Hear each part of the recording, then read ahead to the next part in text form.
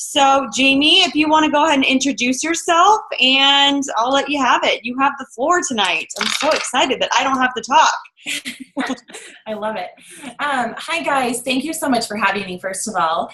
I am JamiRosekrans. I'm an Ambassador Diamond, and I actually live in Cedar Rapids, Iowa. So I joined It Works May 18th of 2012, so just over 4 years ago. And when I joined, I was not looking for this business. I had actually already quit my full-time job, and I was still working part-time, and I saw this wrap thing on Facebook, and I was 15 months postpartum and still had the mommy belly. And I remember laughing at it, and then I finally broke down about a week later, and I asked my friend for some information. And she told me how much it was as a customer, and I said, okay, thank you. At that point, we could afford it. I just couldn't justify it. So she very quickly came back to me and mentioned the business opportunity, knowing I had just quit my full-time job. And I was like, oh, well, if I could just earn some free product, sign me up. Like, I spend $100 in aisle 1 of Target. So my husband was fully supportive from the second I said something to him, and I just jumped right in. So this is the crazy thing. I had never seen a wrap. I didn't know how it worked. I didn't know if it worked. I didn't know we had more than a wrap. I didn't know anything, you guys, and I just jumped in. Like, I'm just a very spontaneous person when it comes to things like spending money, I guess. So I signed up, and I didn't know what to do. My sponsor was a friend of mine who was very new in the business also. She'd been in a couple weeks, and she just had posted on Facebook. So that's what I did. I posted on Facebook. And I had customers signing up like day one, and I was like, whoa, I don't even know how to sign up a customer. How did you do that?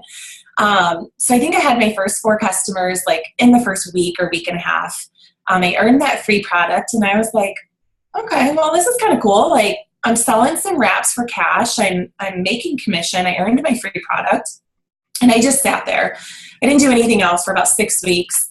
And then my husband finally said, okay, either work the business or you need to stop and you need to get a part-time job. Because that was kind of our agreement when I quit my full-time job. Our agreement was that I would get something part-time to help cover the cost of daycare and insurance. My husband is a very, very full-time real estate agent, and we also own another company as well. So we are 100% self-employed. So those out-of-pocket costs for insurance are insane. So he basically gave me about 7 weeks in, said, okay, you've either got to try and work this business and make some money, or you need to go get a part-time job. And I kind of wanted that all-American part-time job that Pam Souter always described. I don't know if you guys have ever heard her. She wants to, get the kids off to school, have her coffee, go get her nails done, have lunch with the girlfriends, get the kids off the bus, help them do their homework, make dinner, go to bed, do the same thing all over again, and then make 6 figures while doing it. And in my head, that's kind of what I was thinking. I was very much overqualified for any part-time job I was finding, and I was turning down interviews right and left. So I just kind of thought, well, why not try with this? Why not give it a shot? I had failed in 2 other companies prior. I didn't really try with them because they were companies you had to do parties with. You had to have the inventory. It just wasn't me. I'm not a very outgoing personality. I'm very shy. I don't like to be in, like, this even is like, I'm a nervous wreck. It doesn't get any easier. I wish it did. But it's just not something that I ever thought I would be successful at. So I decided to try, and I ended up going to Ruby in, would have been July. So my second full month, I went Ruby. And then my third full month, so I was still working part-time through August 3rd to train my replacement. So I knew that income was coming to an end. And I just thought, okay, there's a $10,000 bonus on the line. I can do this. And I just got to work, and I ended up going from Ruby to Diamond in a month. I did the parties I didn't want to do, but I did them because they were fun. And our parties are a lot different than other companies, the companies that I had been with. We had a lot of fun, and, I enjoyed it. And I went diamond August 30th or 31st, whatever it was. And then I kind of got comfortable. That first diamond paycheck basically replaced my full-time income.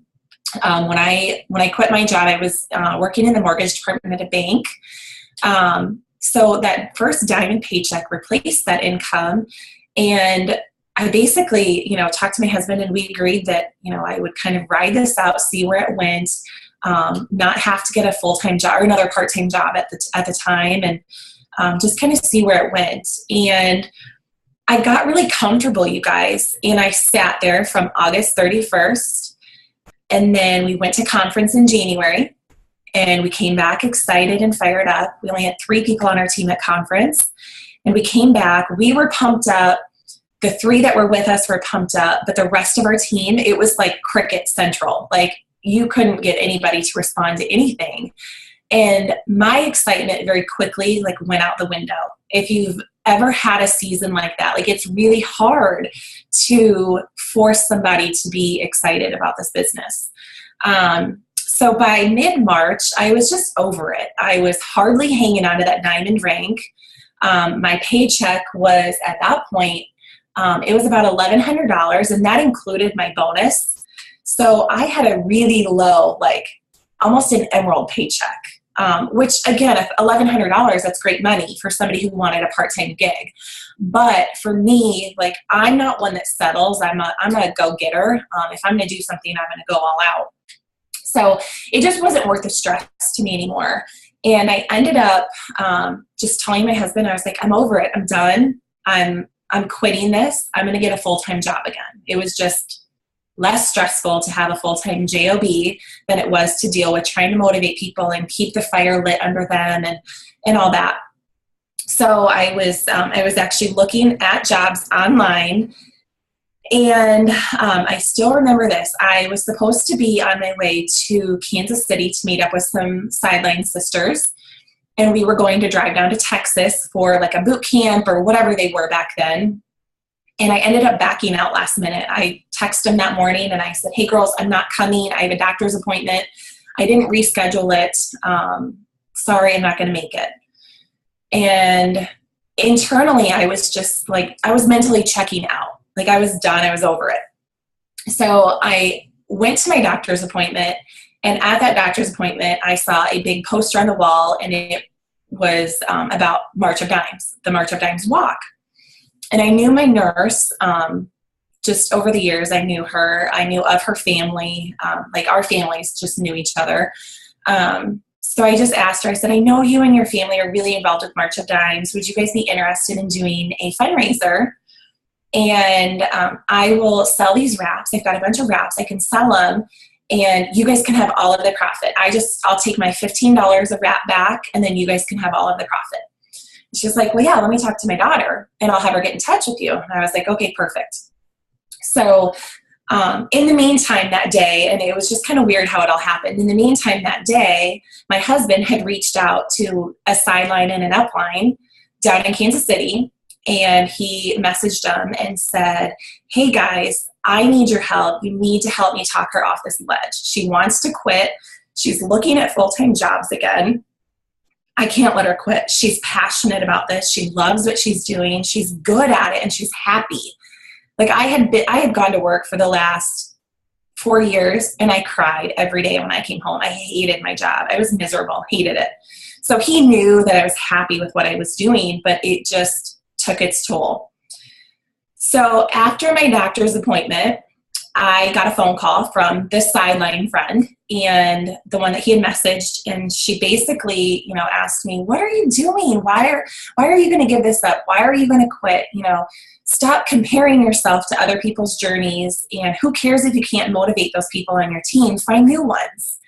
And everything she said to me, she reminded me of my why. My daughter was 2 years old at that point, and I didn't want to go back to working full time where I'd only see her for an hour a day. That's not the mom I wanted to be.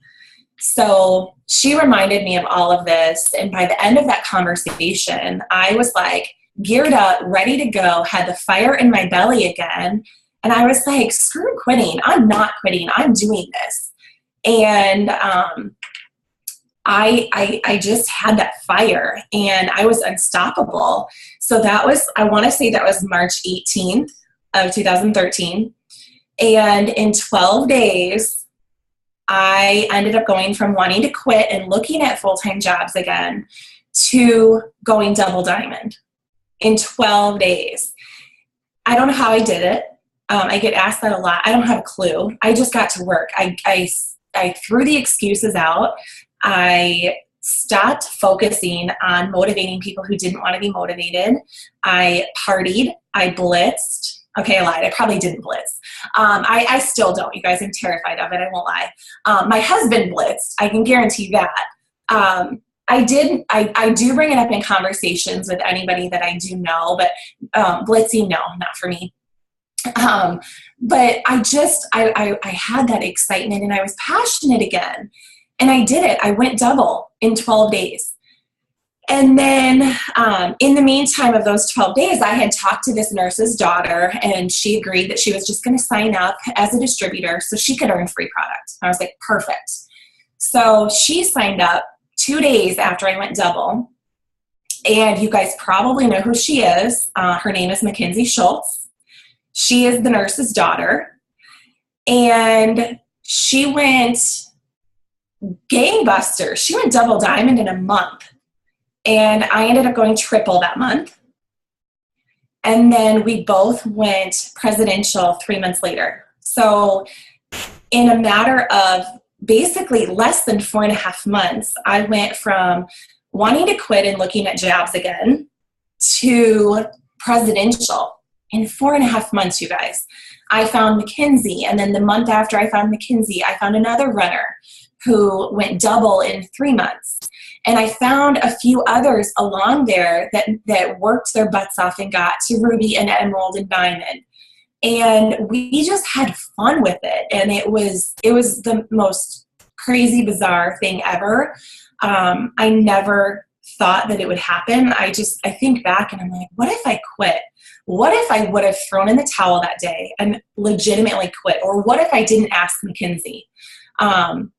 I remember like with Mackenzie and I, we weren't even Facebook friends. We didn't know each other. My husband had known her just through her photography. She had taken some pictures of houses for him. And I knew her parents and our parents knew each other, but I had never met her. So I literally almost didn't even ask her. I was like shaking in my boots behind my computer screen, typing a message to her saying, hey, do you want to join this business? You can earn some free products. And I almost didn't ask her. So that right there alone is proof that you have got to ask everybody to join your team because you never know who your next Mackenzie Schultz is going to be. So we went presidential in July of 2013, so 14 months in. And then I kind of started that vicious cycle again of getting caught up in other people's journeys and getting frustrated. And I had people quitting right and left, and it just took its toll on me again. And I fought that cycle for another 2 years. And I ended up going ambassador in July of 2015. And I think the things that shifted obviously were my mind, but you just, I would get up and I was like bipolar with my business for the longest time. I didn't believe in myself. I didn't think I could do it. I didn't think I was good enough to do it. I didn't think I deserved it. I'm a very negative person towards myself. And it's just like, I've never believed in myself. I've never really had other people believe in me. I remember when I joined, my dad, and I'm a very big daddy's girl. And when I joined, my dad literally laughed in my face, and he's been a business owner my whole life since before I was born.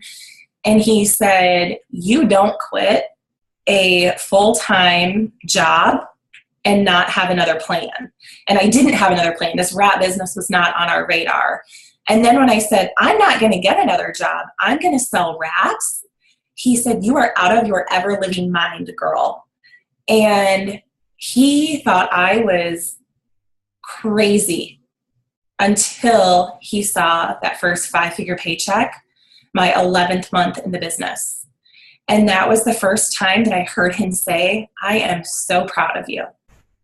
And like, that was like the ultimate victory for me. That was mega victory to hear that from him. And it took me going ambassador before I heard I'm proud of you from my mom or from my brother. You know, it's hard without that support from your loved ones. To this day, my brother, actually, I don't even know that I heard I'm proud of you when I went ambassador. To this day, my brother and his wife are probably two of the biggest haters of It Works. And that's okay, to each their own. I don't even talk about it around him anymore. But it's just, you've got to get over those things. You have to let those things kind of fuel your fire. And I did that. I let my dad telling me I was crazy fuel my fire to make him proud. I wanted to make him proud of me. And he's my biggest cheerleader besides my husband to this day. He tells everybody about It Works. And, you know, he builds houses. So he tells all the construction guys, my daughter is doing so amazing in her at-home business. And like, he's so awesome. And he's so proud now. And I love seeing that. I remember last February when I turned 30, so about a year and a half ago, I got a text from him. And like, we're not a lovey-dovey type of family, but I got a text from him. And it said, at 30, your mom had a midlife crisis and quit her job.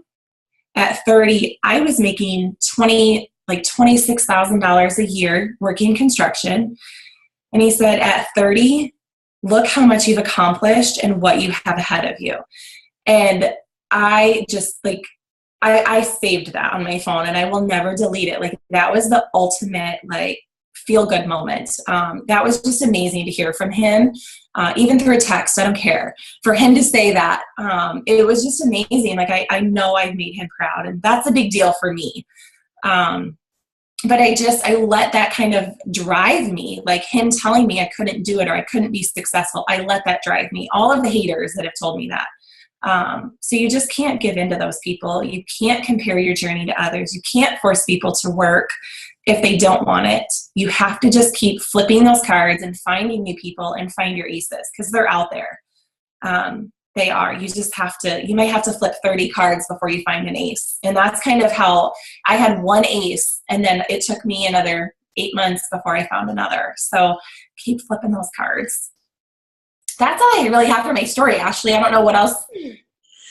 Okay, so I want to touch a couple of things on this, because I feel like when you talk about comparing, when people compare their journeys to other people, it's like, I think we get so caught up in seeing people promote fast, like those very few people that make it happen quick. They go from signing up to presidential in 4 months, or they go ambassador in a year, and they're just like one promotion after another. And I love that for your story. You even sat at presidential for 2 years before you went ambassador. And I just really want everybody to understand, like, it doesn't matter where you're sitting in your journey. Like, it doesn't matter if you're executive for 2 years or I've been presidential for 3.5, over 3 years. And it's like, I know my time for ambassador will come, right? You just continue do this, you follow the steps and do the things that you know to do to grow your business. So I love that you say that, because I feel like we get so caught up in, like, if it doesn't happen right away, it's just never going to happen. You know what I mean? Like, you're just always going to be at that rank.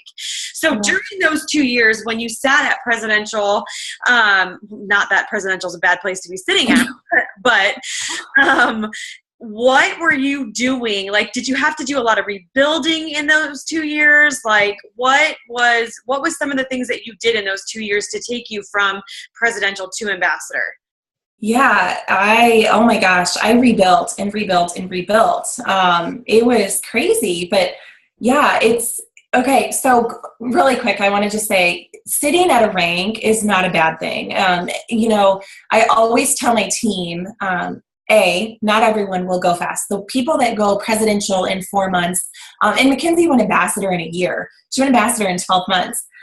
People that do that are not normal. They are the exception to the rule. It doesn't happen like that. You hear about it because it's like a rare occasion, but it does not happen very often. So what I tell my team is, if you sat at a rank for an average, even if it took you an average of 1 year to hit every rank in this business, would it be worth it in 8 years to be ambassador and earning an average of $37,000 a month?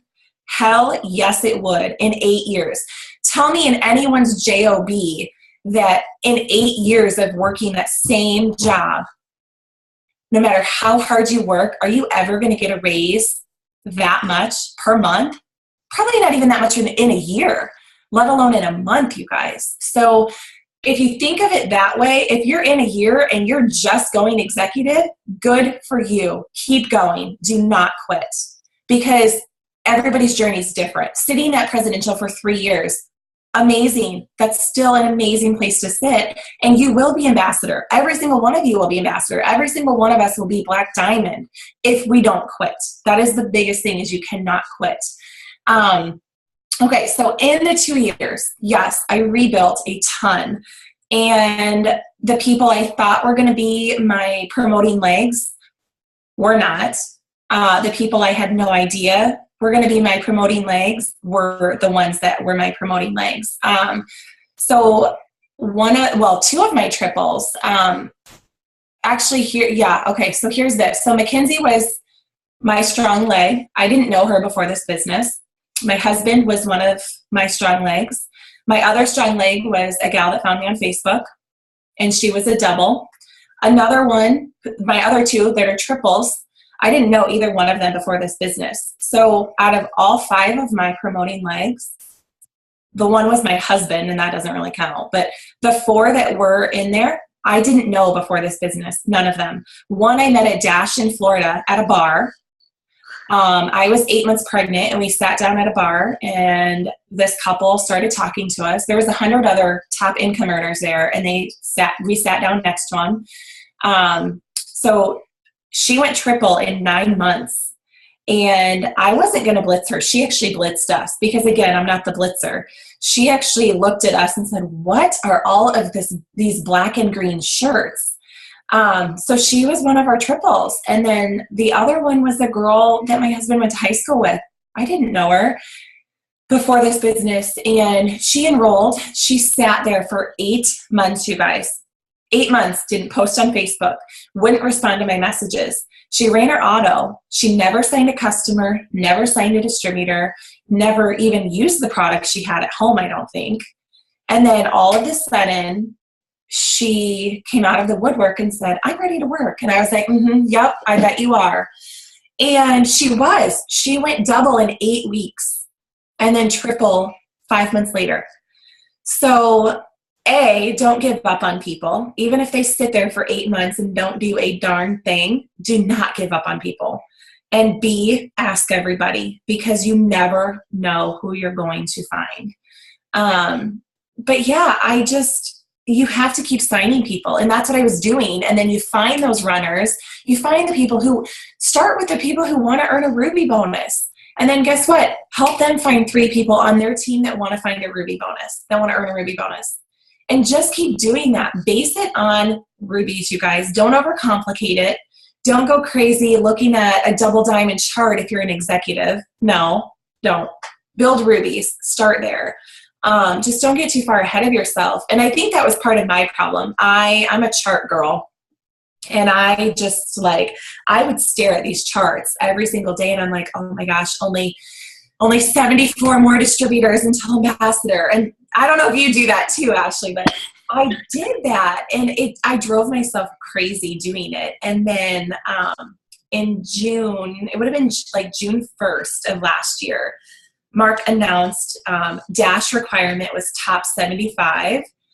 And I had been there the last 2 years, and I looked at my husband and I said, "Nope, we are not missing this. Come hell or high water, we will be ambassador, and we will be at Dash." And we did it.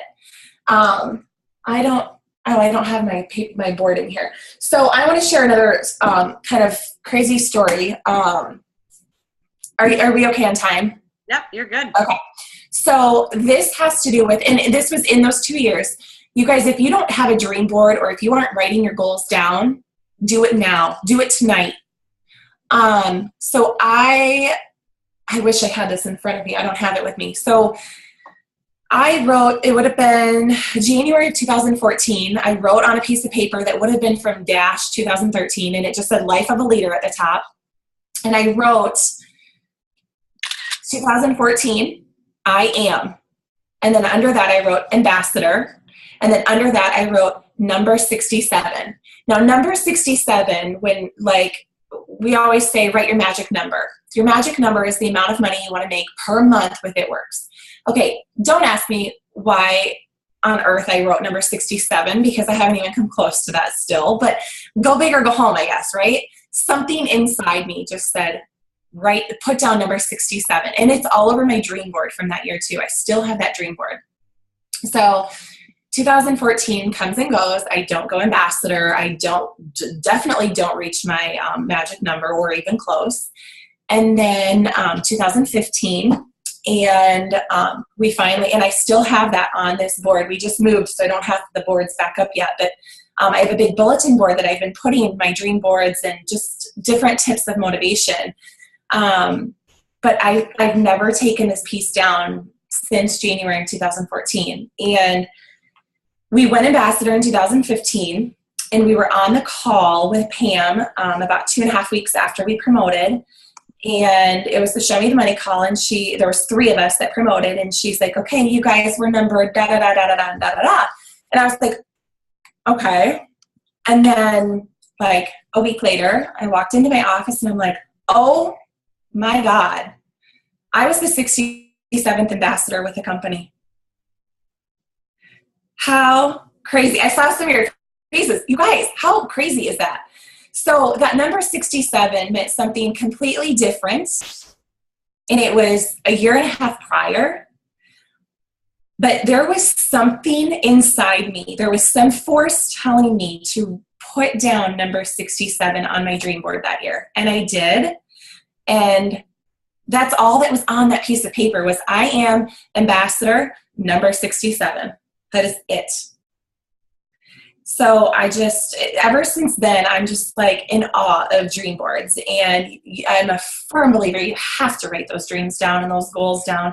No matter how out of this world crazy they seem, write them down and put them somewhere where you're going to see them every single day. Because I guarantee you, if I'd have taken that down and thrown it away, I never would have even realized that that's what I had written down. But it's just crazy to me. So write your goals down no matter how crazy they seem, because there's a reason that you're putting that goal out there and that dream out there. That is the craziest thing I've ever heard. Yes. Seriously, that just gave me chills. Right? It's bizarre. So crazy. God. Oh my goodness. Yeah. Crazy how the universe works, right? When they just know what you need when you need it. Yeah.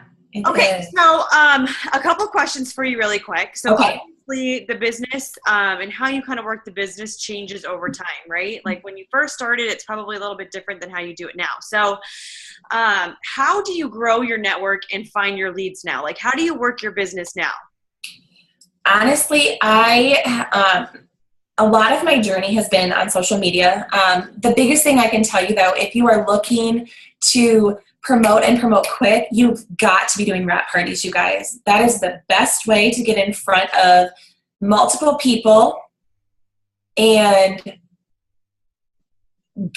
sign up multiple people, have those leads, get more comfortable with the products and the business and all of that. When I signed McKinsey, we started doing Wrapping Wednesdays. So 2 months in, we had 150 people at these. No joke. It was crazy. We started our team meetings when she joined, and we started at a coffee shop with 5 people there. And now our team meetings have upwards of 200 people at them. So you just have to keep doing things like that. The weekly parties were what grew us so fast. But I still, like, to this day, I still sign a lot on social media. I still sign a lot from my warm network. Like I said earlier, I'm not a blitzer. That just terrifies me.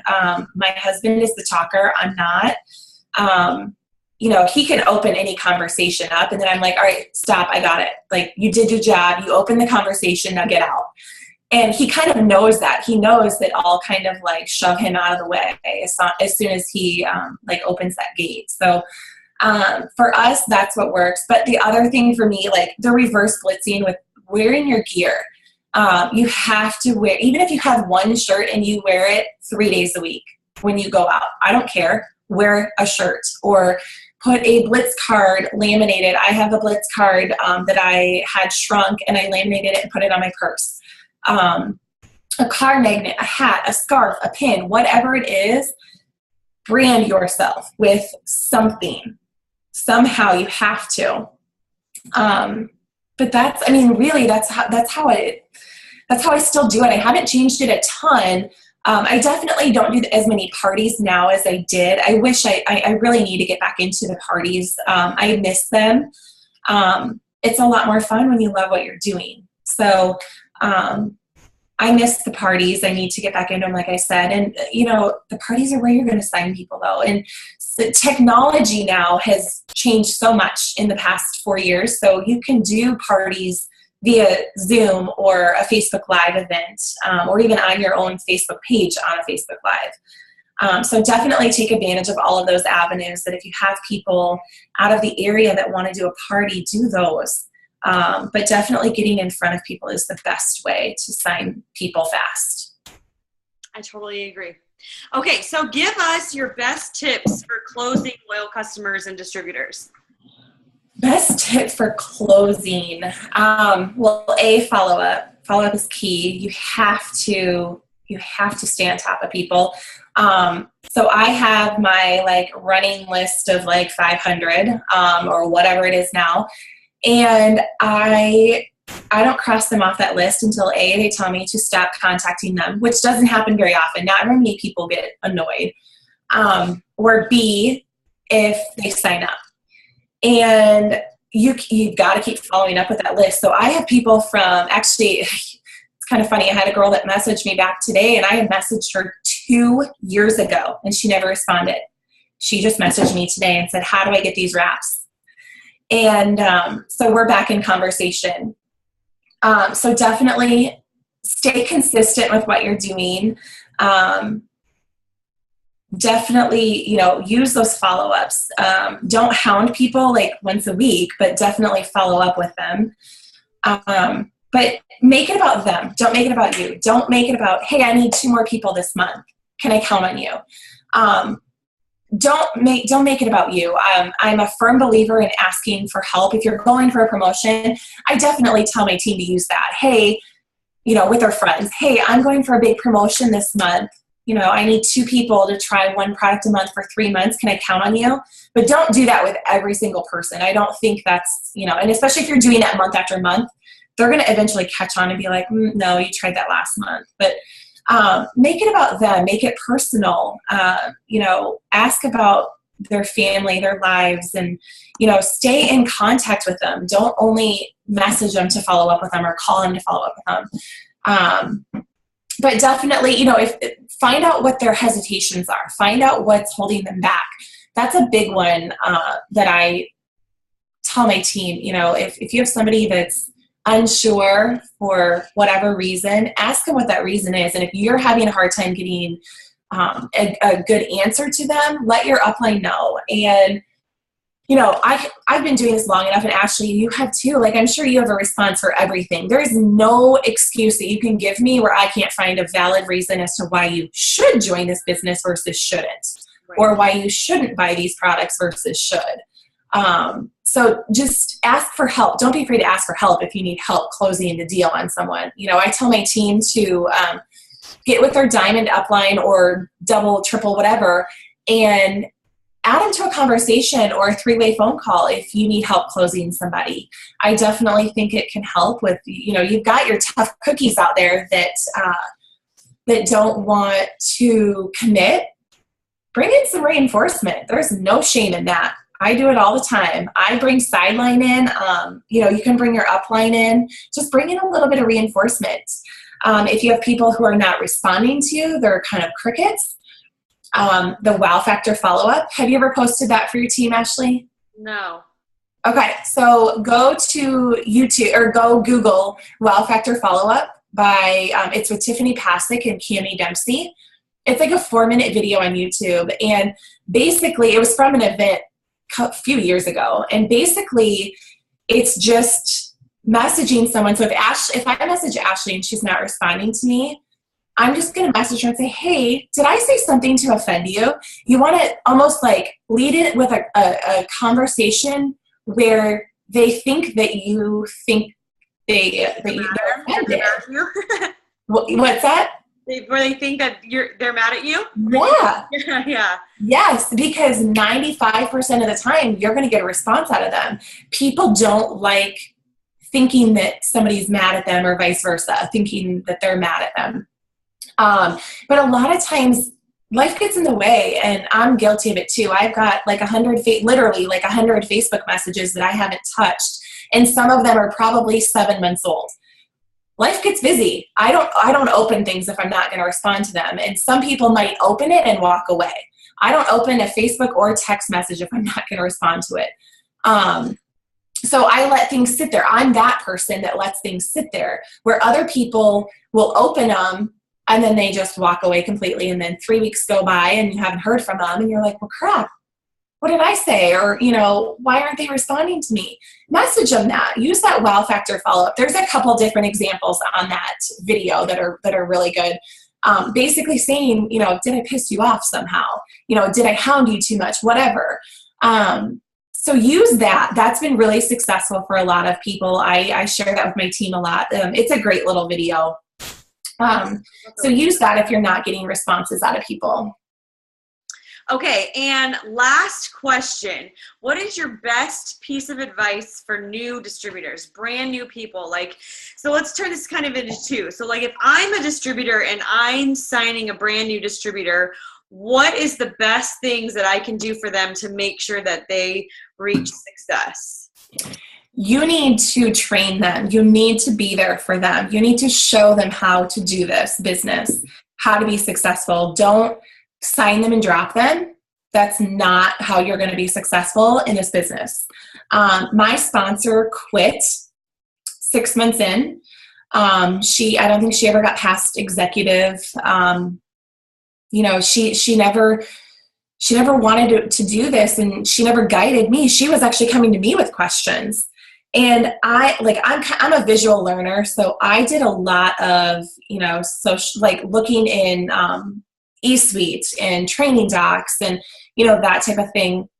But a lot of people aren't self-starters like that. A lot of people, if they don't have their hand held, they're gonna quit. They're going to fail. And the only way you're gonna fail is if you quit.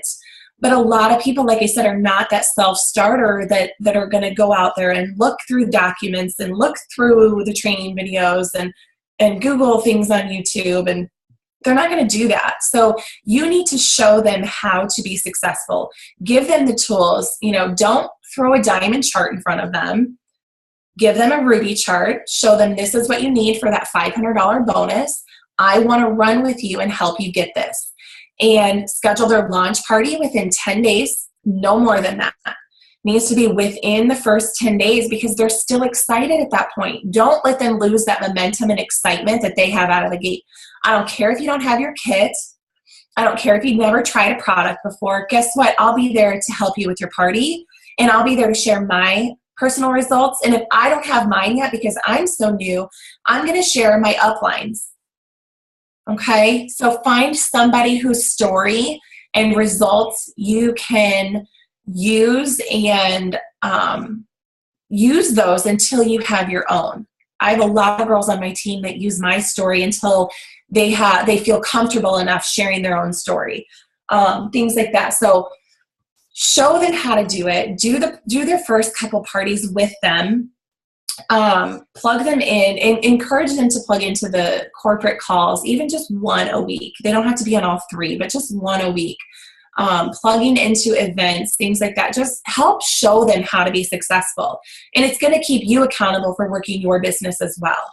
Because I think it's so easy to kind of dictate what we want our team to do and not do it ourselves. I find myself doing it sometimes too. I'm like, crap, I'm telling them to do things and I'm not doing them. I can't do that. You can't lead your team like that because they're not going to do it. They follow your lead. So if you're telling them to post on Facebook 3 or 4 times a day and you're posting on Facebook 3 or 4 times a week, guess what? They're not going to do it. They're seeing that you're only doing it 3 or 4 times a week. Well, why do I have to go 3 or 4 times a day? Or if they're not going to events, why do I have to go to events? And they're not, doing this and that. They follow your lead, you guys. They're clueless when they join. We all were.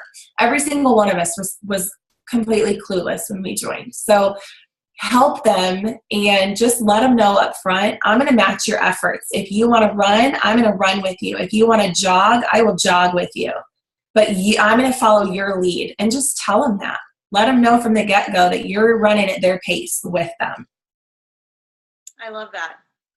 That's a great idea. Yeah. I do love that because I feel like sometimes everybody wants people to run. You know what I mean? Like you want these people to just come out the gate and just run. And we kind of force it on them before we actually let them tell us, well, this is the pace that I want to go. This is where I'm at. And I definitely love that. Yeah, you have to find out what their goals are up front because, for me, I wanted that free product. So guess what? My enroller should have just said, okay, find your 4 customers. And then should have come to me again and said, okay, now what's your goal? Use those little goals with them. So if their first goal is $200 a month, okay, here's what you need to do to get to $200 a month. Then when they get that, you're going to find out what their next goal is and then their next goal because they're going to keep dreaming bigger and bigger. We all do. Every single person should be dreaming. If you're not, you need to rethink why you're in this business. Think of what is going to keep you going and what you want to accomplish and, what you want this business to do for you, your family, your life, whatever. So just encourage them they don't have to come out and say, I want $10,000 a month. Very, very few people. There are people that join with that goal, but it's very, very few.